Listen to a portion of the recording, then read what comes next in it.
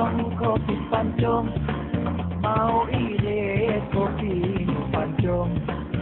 Kau mau tak ke Sungai Raya, tinggal dulu di Kampung Bangka.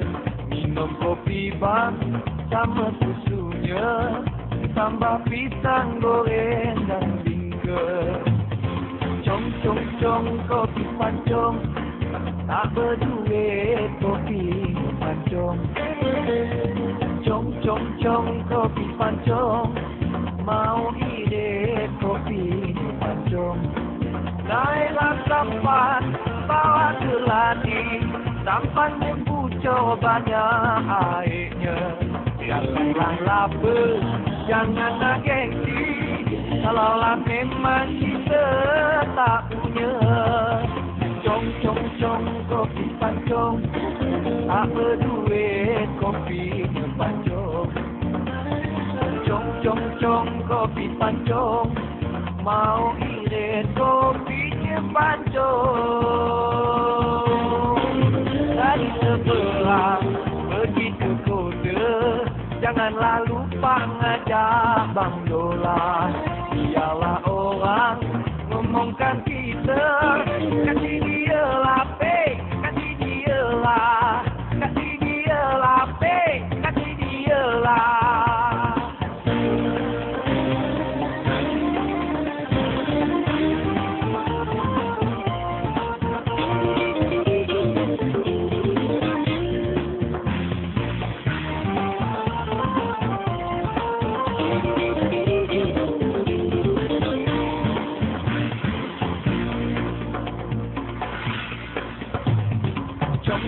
Cong kopi pancong, tak berduit kopi pancong. Cong cong cong kopi pancong, mau irit kopi pancong. Naiklah sampan, bawa ke ladi, sampannya pucuk banyak airnya. Janganlah lapar, janganlah gengsi, kalaulah memang kita tak punya. Cong cong cong kopi pancong, tak berduit kopi pancong.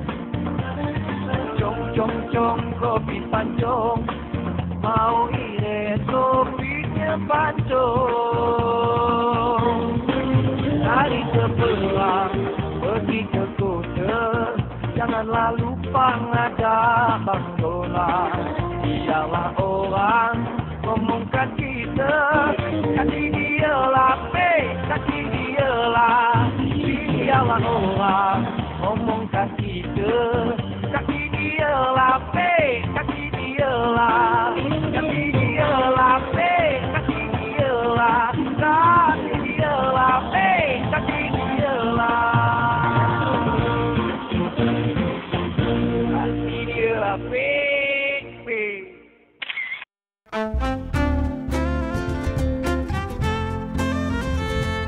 Kalau tak nak stres, tengok monyet kita.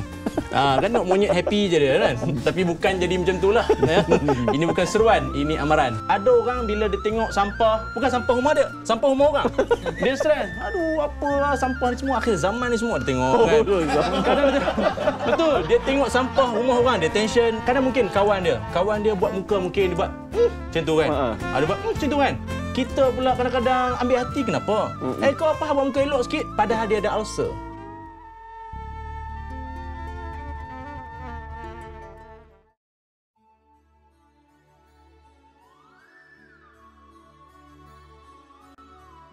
All'inizio non c'erano per niente diritti umani, ma poi nel 539 a.C. Ciro il Grande, imperatore dell'antica Persia, dopo aver conquistato la Babilonia, decise di rivoluzionare tutto, dando la libertà agli schiavi e la libertà di religione per tutti.